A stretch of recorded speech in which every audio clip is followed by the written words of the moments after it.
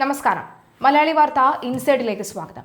ആഭ്യന്തരമന്ത്രി രമേശ് ചെന്നിത്തലയുടെ കൈകളിലേക്കോ മുസ്ലിം ലീഗും കോൺഗ്രസിലെ യുവനിരയും. കേരളത്തിൽ ജീവിക്കുന്ന ഏതൊരു സാധാരണക്കാരനും ഇത്തരമൊരു സംശയം തോന്നാം. രണ്ടു സംഭവങ്ങളാണ് ഇതിന് ആധാരം. ഇതിൽ ആദ്യത്തേത് മന്ത്രി കെ എം ഷാജിയെ വർഗീയവാദി എന്ന് വിളിച്ച പോലീസുകാരനെതിരെ അതിവേഗം നടപടിയെടുക്കാനുള്ള നീക്കമാണ്. പോലീസുകാരനെതിരെ നടപടിയെടുക്കാൻ മുഖ്യമന്ത്രിക്ക് കഴിയില്ല. അതിന് ആഭ്യന്തരമന്ത്രി വേണം. ഷാജിയെ അധിക്ഷേപിച്ച പോലീസുകാരനെതിരെ അതിവേഗം നടപടി വന്നില്ലെങ്കിൽ ലീഗിന് നാണക്കേടാണ്. ആ പന്ത് ഇപ്പോഴുള്ളത് ചെന്നിത്തലയുടെ കോർട്ടിലാണ്. ചെന്നിത്തലയും ഷാജിയും തമ്മിൽ ആശയവിനിമയം നടത്തിക്കഴിഞ്ഞു. നടപടി വരുന്നതോടുകൂടി ചെന്നിത്തല ലീഗിന്റെ പുന്നാര മോനായി മാറും. രക്ഷാപ്രവർത്തനം നടത്തിയ പിണറായി വിജയന്റെ ഗൺമാൻമാർക്കെതിരെയുള്ള നടപടിയും അതിവേഗത്തിലാക്കാൻ ചെന്നിത്തല തന്നെയാണ് കരുക്കൾ നീക്കിയത്. CPM കോഴിക്കോട് ജില്ലാ സെക്രട്ടറി പി മോഹനനെ TP ചന്ദ്രശേഖരൻ കൊലക്കേസിൽ നടുറോഡിലിട്ട് അറസ്റ്റ് ചെയ്ത ഷൗക്കത്ത് അലി IPS അന്വേഷണ ചുമതല ഏൽപ്പിച്ചതും ചെന്നിത്തലയുടെ ബുദ്ധിയാണ്. ഗൺമാൻമാരുടെ ജോലി കളയുമെന്നാണ് ആണയിട്ട് അധികാരത്തിൽ കയറിയ മുഖ്യമന്ത്രിയാണ് സതീശൻ. ഇപ്പോൾ പ്രത്യേക അന്വേഷണത്തിന് ഉത്തരവിട്ട സമാധാനം കണ്ടെത്തിയത് ആഭ്യന്തരമന്ത്രിയാണ്.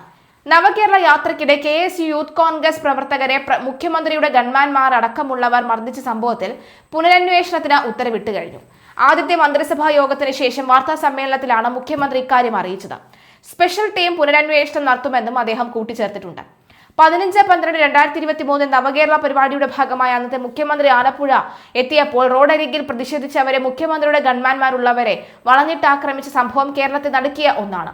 സംഭവത്തിൽ പുനരന്വേഷണം നടത്താൻ ആലപ്പുഴ മജിസ്ട്രേറ്റ് കോടതി 2024 നവംബർ 8 ഉത്തരവിട്ടു. എന്നാൽ അന്വേഷണം നടന്നിട്ടില്ല. അതിനാൽ ഒരു സ്പെഷ്യൽ ടീം ഈ കേസ് അന്വേഷിക്കും.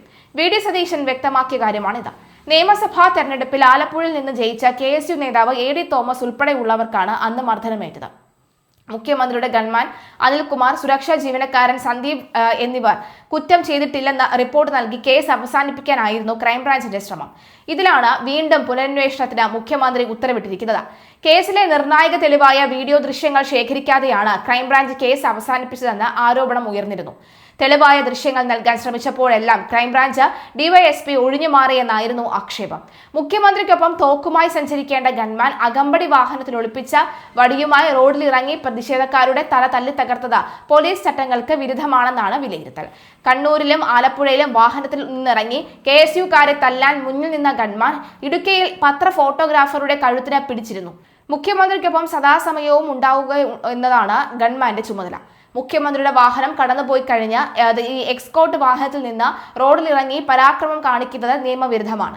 പോലീസുകാർ സാധാരണ ഉപയോഗിക്കുന്ന ലാത്തിയേക്കാൾ നീളമുള്ളതും കാറിലിരുന്ന് തന്നെ വീശിയടിക്കാൻ കഴിയുന്നതുമായ ഓടിയാത്ത ദണ്ഡാണ് ഗൺമാൻ മർദ്ദനത്തിന് ഉപയോഗിച്ചത്. ഇതിൽ മുഖ്യമന്ത്രിക്കുള്ള സുരക്ഷാ വീഴ്ചയും ഗൺമാൻ കാരണമായി. അവിടെയാണ് ചെന്നിത്തല ഗോളടിച്ചത്. മന്ത്രി KM ഷാജിക്കെതിരെ അധിക്ഷേപ പരാമർശം നടത്തിയ പോലീസ് ഉദ്യോഗസ്ഥനെതിരെ നടപടിക്ക് നീക്കം തുടങ്ങി. വാട്സ്ആപ്പ് സന്ദേശത്തിൽ KM ഷാജിയെ വർഗീയവാദി എന്ന് വിശേഷിപ്പിച്ചതുമായി ബന്ധപ്പെട്ടാണ് അന്വേഷണം. ഈ വെള്ളരിക്കുണ്ട് പോലീസ് സ്റ്റേഷനിലെ CPO സുജിത്താണ് അധിക്ഷേപ സന്ദേശം പങ്കുവച്ചത്. പിണറായി വിജയന് മുന്നിൽ നിവർന്നു നിൽക്കാൻ ഷാജിക്ക് ആവില്ലെന്നാണ് സന്ദേശത്തിൽ പറയുന്നത്. കാസർഗോഡ് ജില്ലയിലെ പോലീസ് ഫ്രണ്ട്സ് എന്ന ഗ്രൂപ്പിലാണ് സന്ദേശം അയച്ചത്. സംഭവ സ്ഥലത്ത് സ്പെഷ്യൽ ബ്രാഞ്ച് ജില്ലാ പോലീസ് മേധാവിക്ക് റിപ്പോർട്ട് നൽകി. സത്യപ്രതിജ്ഞ ചടങ്ങിനെത്തി പിണറായി വിജയൻ ഈ വീഡിയോ നിങ്ങൾ സൂക്ഷിച്ചൊന്ന് കാണണം. കഴിഞ്ഞ 2 സത്യപ്രതിജ്ഞ ചടങ്ങുകളും UDF മുട്ടന്യായങ്ങൾ പറഞ്ഞ് ബഹിഷ്കരിച്ചിരുന്നു.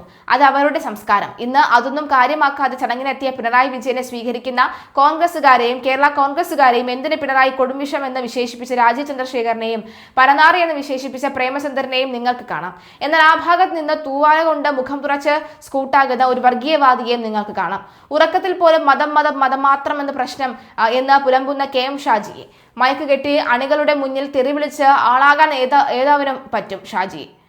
ആ മനുഷ്യന്റെ മുന്നിൽ നിവർന്നു നിൽക്കാൻ നിന്റെ മുട്ട് വിറയ്ക്കും ഷാജിയെ. നീ നിന്ന് വിറയ്ക്കാൻ പോകുന്നതേ ഉള്ളൂ എന്നാണ് വാട്സ്ആപ്പ് ഗ്രൂപ്പിൽ വന്ന സന്ദേശം. സംഭവത്തിൽ റിപ്പോർട്ട് ലഭിച്ചിരുന്ന ഉദ്യോഗസ്ഥനെതിരെ നടപടി ഉണ്ടാകുമെന്നും ജില്ലാ പോലീസ് മേധാവി പറയുന്നു. ഫയർ ബ്രാൻഡ് എന്നാണ് KM ഷാജിയുടെ പേര്. KM ഷാജി ഒരു ഫയർ ബ്രാൻഡ് നേതാവ് എന്നാണ് എല്ലാവരും പറയുന്നത്. പ്രതിപക്ഷത്തിൽ ഇരിക്കുമ്പോൾ ഫയർ ബ്രാൻഡ് ആവാൻ എളുപ്പമാണ്. ഭരണപക്ഷത്തേക്ക് വരുമ്പോൾ ഒരു അഡ്മിനിസ്ട്രേറ്റർ ആവേണ്ടതുണ്ട്. ആ ഒരു മാറ്റത്തെ എങ്ങനെയാണ് കാണുന്നത് എന്ന ചോദ്യത്തോട് പ്രതികരിക്കുകയായിരുന്നു അദ്ദേഹം. എനിക്കതിൽ യാതൊരുവിധ ഉത്തരവാദിത്വവുമില്ല. ഞാൻ ഇട്ട പേരിനോടല്ലേ എനിക്ക് റെസ്പോൺസിബിലിറ്റി ഉള്ളൂ. ഫയർ ആണോ ബ്രാൻഡ് ആണോ എന്നതല്ല വിഷയം. എന്നെ ഏൽപ്പിച്ച ഉത്തരവാദിത്വം എത്രമേൽ നന്നാക്കിയിട്ട് ചെയ്യാൻ പറ്റും എന്നതാണ് എൻ്റെ പരിഗണന. അഗ്രസീവായ KM ഷാജിയിൽ നിന്ന് കുറച്ചുകൂടി ഒന്ന് ഭയപ്പെട്ട KM ഷാജിയായി മാറും എന്ന് പറയാൻ കഴിയില്ല. കാരണം ഈ അഗ്രസീവ്നെസ് നമ്മൾ എടുത്തണിയുന്ന ഒരു വേഷമല്ല, അത് നമ്മുടെ ബ്ലഡിൽ തന്നെ ഉള്ള ഒരു സാധനമാണ്. അത് ഇനിയുള്ള ദിവസങ്ങൾ നിങ്ങൾ കണ്ടറിയേണ്ട കാര്യമാണ്. ഞാൻ വെള്ളത്തിൽ വീണ പൂച്ചയാവുമെന്നൊന്നും നിങ്ങൾ വിചാരിക്കേണ്ട. ഉത്തരവാദിത്വങ്ങൾ വരുമ്പോൾ നമ്മൾ ഏത് തരത്തിൽ പെരുമാറും എന്നത് നമ്മൾ അപ്പോൾ മാത്രം പറയാൻ പറ്റുന്ന ഒരു കാര്യമാണ്. ഞാൻ യൂത്ത് ലീഗിന്റെ സംസ്ഥാന പ്രസിഡന്റ് ആകുമ്പോഴോ ഒരു പഞ്ചായത്ത് ബോർഡ് പ്രസിഡന്റ് ആകുമ്പോഴോ ഉള്ള രീതികളായിരിക്കില്ല കഴിഞ്ഞ കാലങ്ങളിൽ ചെയ്തിട്ടുണ്ടാവുക. വിമർശിക്കപ്പെടേണ്ട ഘട്ടങ്ങളിലൊക്കെ വിമർശിക്കപ്പെടുകയും എനിക്ക് പറ്റാത്ത സമയത്ത് വളരെ ഉത്തരവാദിത്തപൂർവ്വം എന്നെ മാറ്റാൻ പിറകിൽ ഒരു പാർട്ടിയും ജനങ്ങളും ഉണ്ട് എന്നുള്ള ബോധ്യം ഉണ്ടാവുക എന്നതുമാണ് എൻ്റെ ബാധ്യത. എനിക്ക് തന്നെ എന്നെ കറക്റ്റ് ചെയ്യാനും എനിക്ക് തന്നെ എന്നെ വിമർശിക്കാനും കഴിഞ്ഞാൽ പുറത്തു നിന്നുള്ള വിമർശനത്തെ പരമാവധി കുറയ്ക്കാൻ കഴിയുമെന്നും ഷാജി പറയുന്നു. ജനങ്ങളെ ഏൽപ്പിച്ച 102 അംഗങ്ങളുടെ പിൻബലം എന്നത് വലിയ ഉത്തരവാദിത്വമായിട്ടാണ് ഞങ്ങൾ കാണുന്നത്. ഇനിയുള്ള ദിവസങ്ങൾ ഇതിന്റെ സന്തോഷത്തിൽ നടക്കാനല്ല, മറിച്ച് പാർട്ടിയും ജനങ്ങളും ഏൽപ്പിച്ച ഉത്തരവാദിത്വത്തെ എത്രമേൽ നന്നായിട്ട് നിർവഹിക്കാൻ കഴിയും എന്നുള്ള ആലോചനകളിലായിരിക്കുമെന്നും ഞങ്ങൾ ഉണ്ടാവുക. വകുപ്പുകളെ സംബന്ധിച്ച് സൂചനകൾ ലഭിച്ചിട്ടുണ്ട്, പക്ഷേ പാർട്ടിയാണ് അത് പ്രഖ്യാപിക്കേണ്ടത്.